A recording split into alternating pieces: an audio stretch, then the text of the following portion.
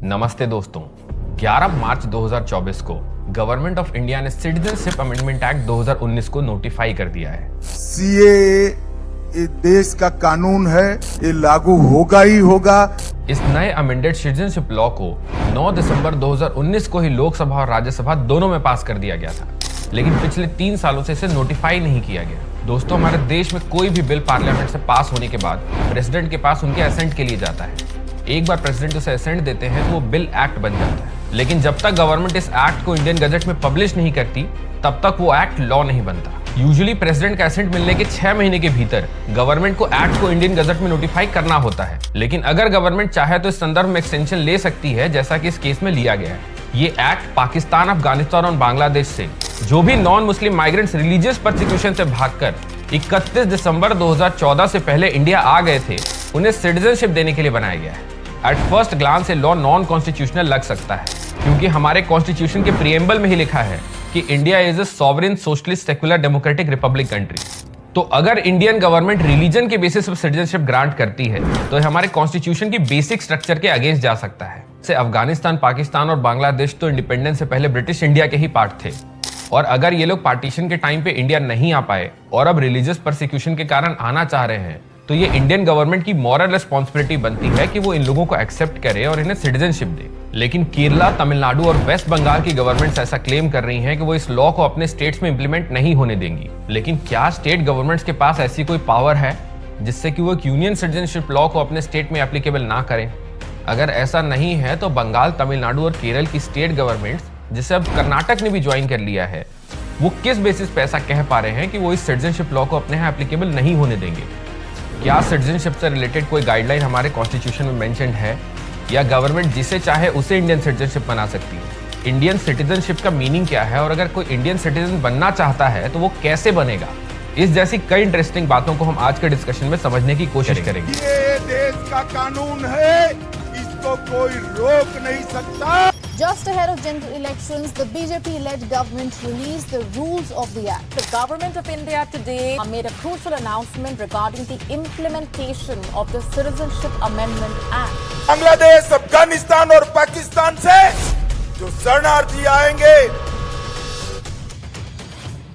दोस्तों, 1947 में जब हमारा देश आजाद हुआ था तो देश की नागरिकता संबंधित कोई कानून नहीं था, और जो लोग पाकिस्तान, अफगानिस्तान, बांग्लादेश या किसी अन्य देश से भागकर इंडिया आए थे वो भी इस देश के नागरिक थे। देश का संविधान 26 जनवरी 1950 को अडॉप्ट किया गया था, और हमारे कॉन्स्टिट्यूशन के आर्टिकल नंबर 5 से लेकर 11 में नागरिकता संबंधित सभी कानूनों का विवरण किया गया है। वो लोग 19 जुलाई 1948 से पहले पाकिस्तान से माइग्रेट होकर इंडिया आ चुके थे और उनके माता पिता या ग्रैंड पेरेंट्स ने अनडिवाइडेड इंडिया में जन्म लिया था, तो उन लोगों को भी भारत की नागरिकता प्रदान की गई थी।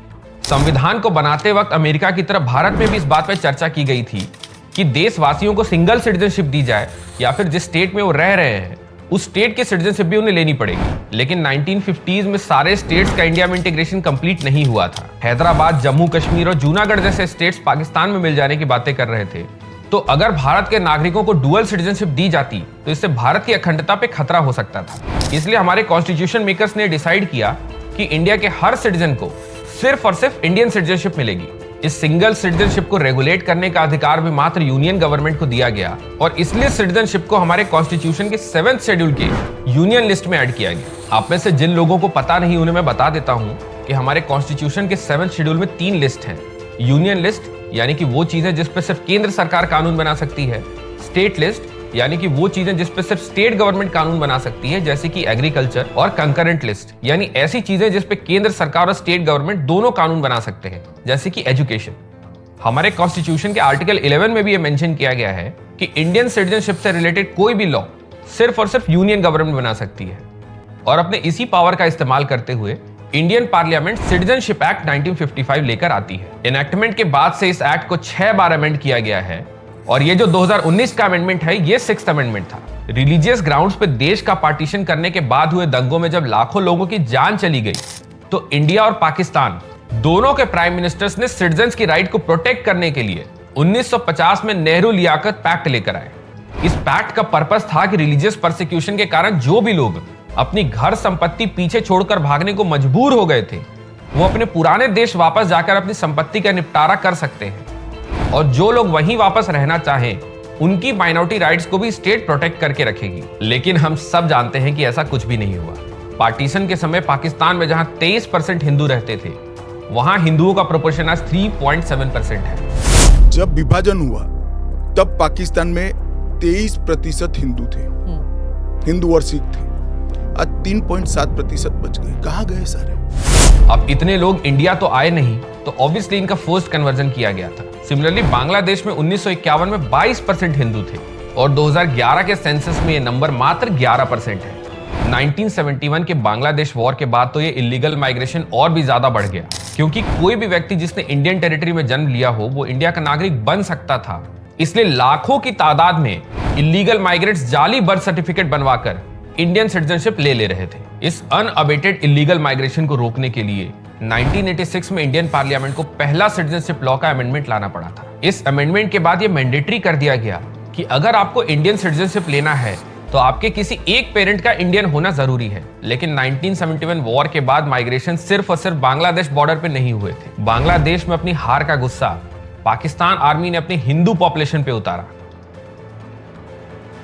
और इस रिलीजियस परसिक्यूशन के कारण हजारों हिंदू परिवार इलीगल तरीके से राजस्थान और गुजरात के अलग अलग गांवों में जाकर बस गए। लेकिन माइग्रेशन के 30 साल बाद भी इन्हें इलीगल माइग्रेंट्स का ही दर्जा मिला हुआ था और इनके पास कोई राइट्स नहीं थे। इन माइग्रेंट्स को उचित अधिकार देने के लिए राजस्थान की अशोक गहलोत जी की सरकार ने केंद्र सरकार से नागरिकता प्रदान करने की गुजारिश की। अब ये थोड़ा स्ट्रेंज इसलिए है कि अशोक गहलोत जी उस समय कांग्रेस पार्टी में थे और केंद्र में अटल बिहारी वाजपेयी जी की बीजेपी गवर्नमेंट थी। लेकिन मामले की गंभीरता को समझते हुए 2004 में अटल बिहारी वाजपेयी जी की गवर्नमेंट सिटीजनशिप एक्ट का अमेंडमेंट लेकर आई और राजस्थान और गुजरात के बॉर्डर डिस्ट्रिक्ट के डिस्ट्रिक्ट मजिस्ट्रेट्स को पावर दी कि वो इन इलीगल माइग्रेंट्स को लॉन्ग टर्म वीजा और सिटीजनशिप प्रदान कर सकें। इसी अमेंडमेंट में इंडियन गवर्नमेंट ने इंडियन ओरिजिन के लोगों को ओवरसीज सिटीजन ऑफ इंडिया बनाने की शुरुआत भी की थी। 2005 के अमेंडमेंट में इस ओवरसीज सिटीजन ऑफ इंडिया के प्रोविजन को और इंप्रूव किया गया और 2015 के अमेंडमेंट में person of Indian origin card scheme को इसके साथ मर्ज करके overseas citizen of India card holder scheme को इंट्रोड्यूस किया गया। 2005 के बाद 2019 का अमेंडमेंट सिटीजनशिप लॉ का सबसे बड़ा अमेंडमेंट है। आम आदमी पार्टी के लीडर अरविंद केजरीवाल जी का यह एंटीसिपेशन है कि इस लॉ के नोटिफिकेशन के बाद लगभग 1.5 करोड़ लोग इंडियन सिटीजनशिप के लिए अप्लाई करेंगे और इतने सारे लोगों को सेटल करने के लिए ना तो इंडिया के पास एडिक्वेट इंफ्रास्ट्रक्चर है और ना ही रिसोर्सेज। लेकिन अमित शाह जी ने अपने ANI के पॉडकास्ट में इस बात को एड्रेस किया है, क्योंकि सिटीजनशिप अमेंडमेंट एक्ट 2019 सिर्फ उन लोगों पे एप्लीकेबल है जो कि 31 दिसंबर 2014 से पहले ऑलरेडी इंडिया में आ चुके हैं। तो ये लोग पिछले 9 सालों से इंडिया में ऑलरेडी रह रहे हैं, इंडिया के रिसोर्सेज को यूज कर रहे हैं, इंडिया की GDP में कॉन्ट्रीब्यूट कर रहे हैं। तो इन माइग्रेंट्स को इंडिया का लेजिटिमेट सिटीजन बनाकर गवर्नमेंट सिर्फ इन्हें एक रेस्पेक्टेबल लाइफ जीने का अधिकार दे रही है। इससे इंडिया के रिसोर्सेज या इंफ्रास्ट्रक्चर पे कोई भी एडिशनल दबाव नहीं पड़ेगा। और अगर आप UNHCR के इस डेटा को ध्यान से देखें तो अफगानिस्तान, पाकिस्तान और बांग्लादेश से जितने लोगों ने इंडिया में असाइलम के लिए अप्लाई कर रखा है वो संख्या तो 15,000 से भी कम है। तो ये नंबर बढ़कर 1.5 करोड़ कैसे हो जाएगा, इस बात को समझ पाना थोड़ा मुश्किल है। कांग्रेस पार्टी गवर्नमेंट के ऊपर यह आरोप लगा रही है कि इस लॉ को तो 4 साल पहले पास कर लिया गया था, फिर से इलेक्शन से जस्ट पहले नोटिफाई करके गवर्नमेंट लोगों का ध्यान इलेक्टरल बॉन्ड जैसे महत्वपूर्ण मुद्दे से हटाना चाहती है। अमित शाह जी इसके रिप्लाई में कहते हैं कि सिटीजनशिप अमेंडमेंट एक्ट की घोषणा तो बीजेपी ने अपने 2019 के इलेक्शन मैनिफेस्टो में ही कर दी थी और इस लॉ को भी 2019 में ही पास कर लिया गया था। उसके बाद कोविड लॉकडाउन और फिर देश के नाजुक हालात होने के कारण वो इसे नोटिफाई नहीं कर पाए थे, जो अब वो कर रहे हैं। लेकिन आई गेस इतने इंटेलिजेंट तो हम सारे लोग हैं। इलेक्शन से मात्र 1-2 महीने पहले इस लॉ को नोटिफाई करना महज इत्तेफाक तो नहीं हो सकता। केरल, पश्चिम बंगाल, कर्नाटक और तमिलनाडु की स्टेट गवर्नमेंट्स भी इसका विरोध कर रही हैं और कह रही हैं कि वो इस लॉ को अपने स्टेट में इंप्लीमेंट ही नहीं होने देंगे। लेकिन इंडियन कॉन्स्टिट्यूशन का आर्टिकल 256 स्टेट के ऊपर ऑब्लिगेशन डालता है कि अगर सेंट्रल गवर्नमेंट यूनियन लिस्ट या कंकरेंट लिस्ट से रिलेटेड किसी भी सब्जेक्ट पे कोई लॉ पास करती है तो उसे इंप्लीमेंट करना स्टेट गवर्नमेंट के लिए मैंडेटरी है। स्टेट्स के पास इसे डिनाई करने का कोई भी राइट नहीं है। ऑल्दो स्टेट गवर्नमेंट CA का इंप्लीमेंटेशन रोक नहीं सकती है, लेकिन क्योंकि स्टेट का एडमिनिस्ट्रेशन स्टेट गवर्नमेंट्स के हाथ में है तो इसके इंप्लीमेंटेशन को डिले जरूर कर सकते हैं। इस सिचुएशन को काउंटर करने के लिए भी सेंट्रल गवर्नमेंट एक प्रोविजन लेकर आई है। इंडियन सिटीजनशिप लेने के इस प्रोसेस को ऑनलाइन कर दिया गया है ताकि जो भी माइग्रेंट्स अप्लाई करना चाहते हैं उन्हें स्टेट गवर्नमेंट्स रोक ना पाए। इन एप्लीकेशंस की प्रोसेसिंग के लिए सेंसस ऑपरेशंस के डायरेक्टर की लीडरशिप में सेंट्रल गवर्नमेंट ने एक 4 मेंबर्ड एम्पावर्ड कमेटी बनाई है जिसके सारे मेंबर्स सेंट्रल गवर्नमेंट के हैं। एप्लीकेंट्स के डॉक्यूमेंट्स की फिजिकल वेरिफिकेशन के लिए जो डिस्ट्रिक्ट लेवल कमेटी बनाई गई है, उसमें भी सेंट्रल गवर्नमेंट ने अपना एक रिप्रेजेंटेटिव ऐड किया है, ताकि इस प्रोसेस में किसी भी तरह की गलती की कोई भी गुंजाइश ना हो। इमिग्रेंट्स के सबसे बड़े गढ़ वेस्ट बंगाल की चीफ मिनिस्टर ममता बनर्जी लोगों से कह रही हैं कि अगर आपने सिटीजनशिप के लिए अप्लाई किया तो आपको रिफ्यूजी डिक्लेयर करके डिटेंशन कैंप में डाल दिया जाएगा और आपके घर, जमीन, जायदाद सब कुछ छीन लिया जाएगा। लेकिन 2019 के अमेंडमेंट के टेक्स्ट में ऐसा कुछ भी नहीं लिखा हुआ है। मैं सबको आश्वस्त करना चाहता हूं, आप यहां पर अप्लाई कर दीजिए। नरेंद्र मोदी गवर्नमेंट पर भरोसा रखिए, आपको रिट्रोस्पेक्टिव इफेक्ट से सिटीजनशिप दी जाएगी। आपका अवैध तरीके से भारत में आना, ये शरणार्थी के रूप में आपको स्वीकृति ये कानून दे रहा है। ये अमेंडमेंट एक पॉजिटिव लॉ है जिसमें लोगों को सिटीजनशिप दी जा रही है। इसमें सिटीजनशिप छीनने या फिर किसी को रिफ्यूजी डिक्लेयर करने का कोई भी प्रोविजन नहीं है। जो भी लोग इस प्रोसेस के माध्यम से सिटीजनशिप के लिए अप्लाई करेंगे, उनके अगेंस्ट कोई भी क्रिमिनल केस नहीं किया जाएगा और वो बेझिझक तौर पे एप्लीकेशन कर सकते हैं। एक बड़ा सवाल ये भी उठाया जाता है कि हमारे देश के जो ट्राइबल इलाके हैं, जिन्हें कि कॉन्स्टिट्यूशन के 6 शेड्यूल या फिर इनर लाइन परमिट के अंदर प्रोटेक्शन प्राप्त है, वहां के इलीगल माइग्रेंट्स को अगर सिटीजनशिप दी जाती है तो उन इलाकों का पॉपुलेशन मिक्स चेंज हो जाएगा और इससे ट्राइबल्स की जमीन जायदाद हड़पी जा सकती है और उनका वे ऑफ लाइफ भी चेंज हो सकता है।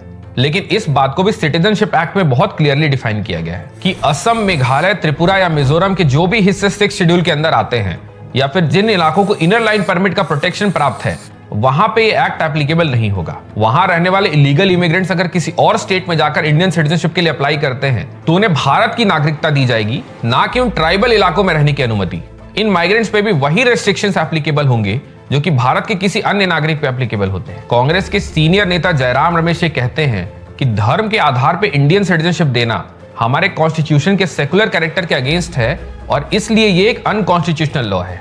हमारे कॉन्स्टिट्यूशन का आर्टिकल 14 सबको इक्वालिटी बिफोर लॉ का फंडामेंटल राइट देता है और इसलिए जब भी कांग्रेस की सरकार आएगी वो इस कॉन्स्टिट्यूशनल अमेंडमेंट एक्ट को निरस्त कर देगी। लेकिन मैं आपको ये बताना चाहूंगा कि 1958 में ही सुप्रीम कोर्ट ने Ramkrishna Dalmia versus justice Tendulkar case में जजमेंट दिया था कि इंटेलिजेंट और लॉजिकल ग्राउंड्स पे स्टेट अपने सब्जेक्ट्स के बीच में डिफरेंशिएशन कर सकती है और यूनियन गवर्नमेंट भी यही आर्गुमेंट दे रही है कि जिन 3 देशों के इलीगल माइग्रेंट्स को हम सिटीजनशिप देने की बात कर रहे हैं वो तीनों मुस्लिम स्टेट्स हैं। और क्योंकि कॉन्स्टिट्यूशनल अमेंडमेंट एक्ट 2019 को रिलीजियस परसिक्यूशन के केसेस को डील करने के लिए लाया गया है, इसमें मुस्लिम वर्ग को इंक्लूड करने का कोई लॉजिक नहीं बनता। अगर इन देशों के मुस्लिम इंडियन सिटीजनशिप लेना चाहते हैं तो ऑफिशियल तरीके से आज भी अप्लाई कर सकते हैं, लेकिन मेरे विचार से ये तो कहने की बातें हैं। क्योंकि धर्म के आधार पर नागरिकता देना संविधान के खिलाफ है और ये मामला सुप्रीम कोर्ट में लंबित है, ये याचिका है सुप्रीम कोर्ट की। सीए 2019 को इस तरह बनाया गया है कि लीगली बहुत स्ट्रांग है, लेकिन मॉरली तो ये मुस्लिम और नॉन मुस्लिम में डिफरेंशिएशन कर ही रहा है। और क्योंकि भारत देश की स्थापना तो सेक्युलरिज्म के बेसिस पे की गई थी, तो देश के इतने बड़े कानून में धर्म का एंगल लाना मेरे विचार से तो सही नहीं है। इस पे आपकी क्या राय है, कमेंट सेक्शन में मेरे साथ शेयर जरूर करिएगा। एक और विचार करने योग्य बात यह है कि इतने महत्वपूर्ण कानून पे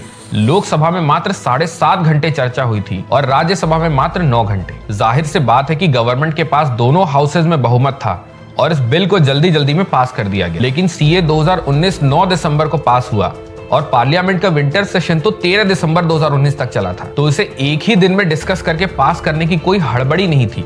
गवर्नमेंट अगर चाहती तो इसे पार्लियामेंट में 2-3 दिनों तक डिस्कस कर सकती थी। इससे शायद कुछ अच्छे सजेशंस लेकर इस बिल को और इम्प्रूव भी किया जा सकता था और हो सकता है कि इससे विपक्ष के कुछ नेता सीए बिल को सपोर्ट भी करने लग जाए। और ऐसा सिर्फ सीए बिल के साथ नहीं हुआ है, पार्लियामेंट में मेजोरिटी होने के कारण कई इंपॉर्टेंट बिल्स पे आजकल चर्चा होती ही नहीं है। मेरी तो गवर्नमेंट से गुजारिश जरूर रहेगी कि इन इंपॉर्टेंट बिल्स पे एटलीस्ट 2-3 दिनों तक चर्चा करके कुछ इंपॉर्टेंट सजेशंस को लेने और उसे इंप्लीमेंट करने के बारे में जरूर सोचें। इस महत्वपूर्ण मुद्दे पे अंत तक मेरे साथ बने रहने के लिए सारे व्यूअर्स का बहुत बहुत धन्यवाद। ये एक बहुत ही इंपॉर्टेंट टॉपिक है जो कि हमारे देश को आने वाले समय में बहुत इंपैक्ट करेगा। इस बारे में आपकी क्या राय है, कमेंट सेक्शन में एक बार फिर से मेरे साथ शेयर जरूर करिएगा। और अगर आपने मेरे चैनल को सब्सक्राइब नहीं किया तो चैनल को सब्सक्राइब जरूर करें, इस वीडियो को लाइक करें, इसे शेयर करें। मिलता हूं आपसे नेक्स्ट वीडियो में, तब तक के लिए नमस्कार, धन्यवाद।